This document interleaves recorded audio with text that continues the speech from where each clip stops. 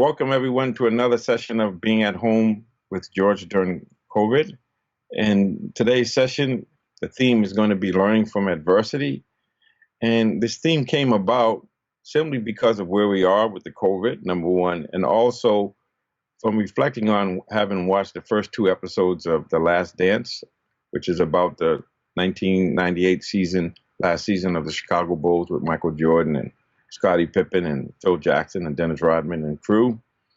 And I was actually part of that. I was involved, but mostly in the background. And so after watching it from a perspective of just watching it 22 years later, I had some reflections that came up that I think that are relevant for the time that we find ourselves in.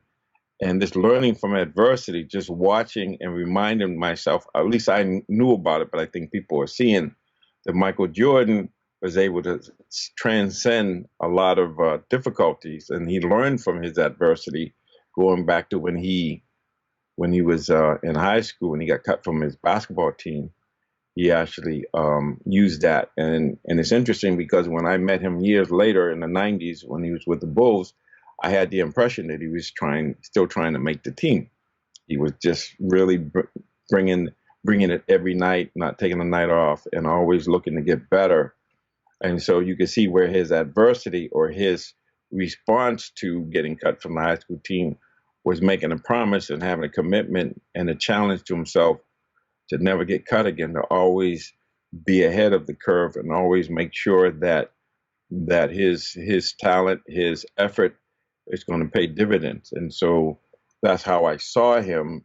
And so you think about that one adversity in high school, but then you fast forward to his college career where he was a little known player until he hit the big shot in the big game, and then he changed from being Mike Jordan to Michael Jordan, and then fast forwarding from there. So all of these adversities, then going to the Bulls, a team that then was struggling and being able to express himself and get up for the challenge to be the best person he could be. And even when he got drafted, the number 3 choice overall, and people saying, well, he's not a 7-footer, so he's not going to have much impact on the team. And I wouldn't be surprised if he took that as more motivation to challenge himself to say, okay, I think I can make a difference. And he made a difference. And then having the adversity of breaking his foot, and I think it was early on in I think maybe the 3rd game of his second season, and having to sit out 64 games and having to overcome this injury that was potentially career ending, and him sitting on a bench and deciding that he would go back to school and work on his game, work on his recovery. And once again, that same work ethic, that same attitude of seeing the crisis as two meanings. One is danger, obviously. The other one is opportunity, and having him overcome that and actually coming back to the Bulls and then playing on a restricted time, 7 minutes a half, and then overcoming that, and then having an amazing game against the Celtics in the second game of the playoffs, and I believe it was 1985 or 86 season against the Celtics. And just seeing that, and then beyond that, then fast forwarding it to the 1990s and Scottie missing the first 2.5 months of the season, and MJ having to carry the team. But I remember when he was being asked by a reporter, how are you going to manage? And he said that it's going to be a team effort, not just one person could do it. And so you could see that at the same time, that meant he had to take on more, but he was up for the challenge and he was able to go through that. So, and there'll be more lessons of that, but the theme is learning from adversity, seeing it as an opportunity and as a challenge, and understanding that the way that we are built, the way that we are made, is that in times of adversity, with the right mindset and the right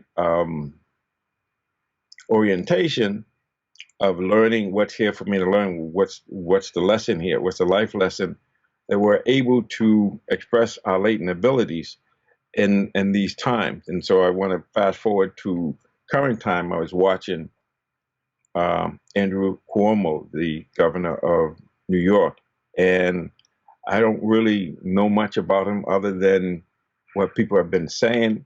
But I can tell you, since this crisis has occurred, he has raised his game. He has become who he really is. And this is what we know from history, that in these times, especially if you need to have character, integrity, that in these times we have the option, the opportunity to express our latent abilities in this time when we forget about ourselves and we're focusing on serving and helping others. And so it's interesting because I feel like that opportunity is there for all of us. Who's going to show up now in these times?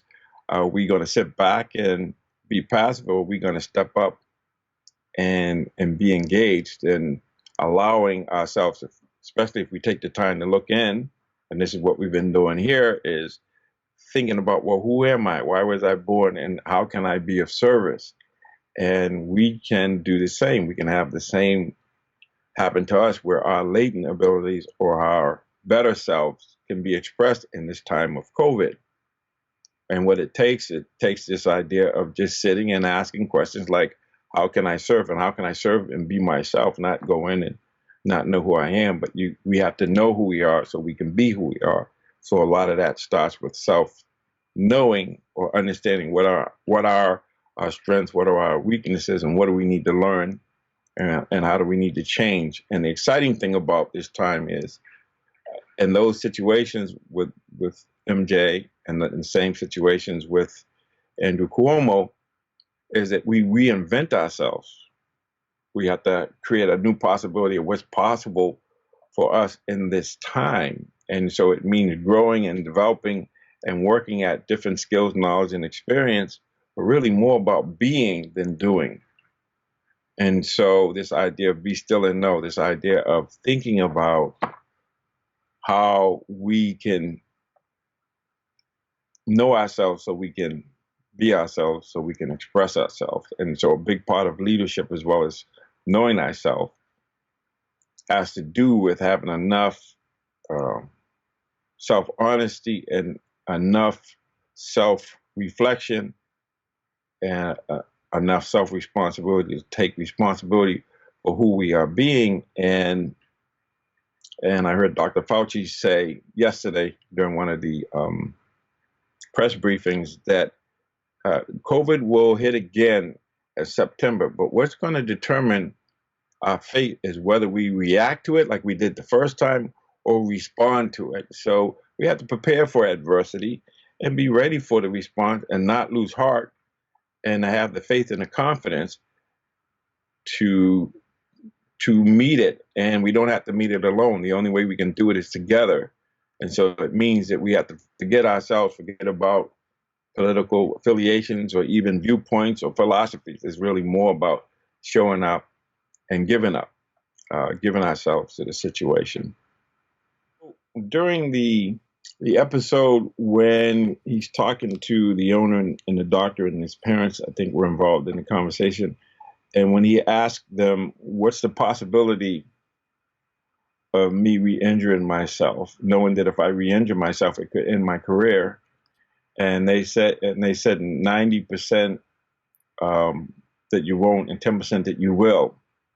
And he said, okay, so I see although the owner was saying, well, that 10%, the risk benefit factor, now he's using left brain, and MJ is saying, no, I know my body. No, I see things with the glass half full. So he's coming from abundance, coming from love. And so obviously through his life and his value system, he is feeding the wolf, so I talk about it in my book about the two wolves, and I'll just simplify. One is fear and the other one is love. And the grandfather, the Cherokee grandfather, is telling the grandson there's this great battle going on inside of me between these two wolves. And the grandson, being concerned, said, well, which wolf will win? And he says, the one that you feed. And so if we feed the fear wolf, then we're going to get into withdrawal and blaming and denial of what's going on, versus if we feed the love wolf, which is, okay, how can I serve here? How can I be myself? And how can I see things in a way where I focus on what I can do rather than what I can't do? And even a little thing like at 7 o'clock going out and being grateful for the first responders in the hospital, or the hospital workers, as well as the first responders, or really getting to the point where I let go of my party affiliation, or even my view, my principles. Like, I may be somebody that says, well, I don't believe big government should be involved, or I don't believe that whatever it is. I have to be willing to let go of that and just figure out how can we create a future that we are all willing to move into. So we live into the future we see. So if we see, yeah, we're going to have this, but together we can structure things and help everyone. That means the healthcare system, how we allocate funds. That if we do what we did the last time we had a crisis and give it to the people at the top, it's not going to trickle down. We have to bubble up, as Nancy Pelosi would say. So we have to really think about how are we going to fund folks. So we really do need to fund the states and the cities, because without them, we're not going to be able to have a structure in which to be able to operate optimally to address any of these crises or any of these calamities that are going to face us. And even beyond that, just the quality of life, that we have to see I and the other are one. We have to get beyond that illusion of separateness. And so when you make statements like a certain politician said that, we're going to let the states file for bankruptcy and see what happens, and not realize, well, what's the impact of that? Well, because they're blue states, they don't matter. They do matter. And if you do that, there are people who are going to suffer big time, and it's just irresponsible. If you're going to give money to other people, why not give money to the government? But if you don't believe in government, and you feel like if they're not part of your party, then you don't care about them. That divisiveness is not going to work. Right now, we need to get beyond the divisiveness and realize we're all in this together. And so the answer to the question, feeding a love wolf and seeing that we're together, and let's figure out how to make this work. Because if we can put a man on the moon, we can do anything. But is the will there? And if we're willing, and this is where people who have been silent majority needs to step up and say, no, this is not okay. You can't do that. And if everybody said to McConnell, yo, man, that's not going to fly.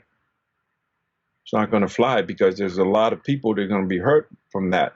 And if you challenge him, then he'll back off. But right now, what happens is you get one or two people who do something that is very damaging, and everybody sits back, and we don't really, some of us do, but I think as a unit, there's a silent majority that needs to step up if this country is going to stay a country that's based on the Constitution. Otherwise, the few are going to control everything, and a lot of people are going to suffer.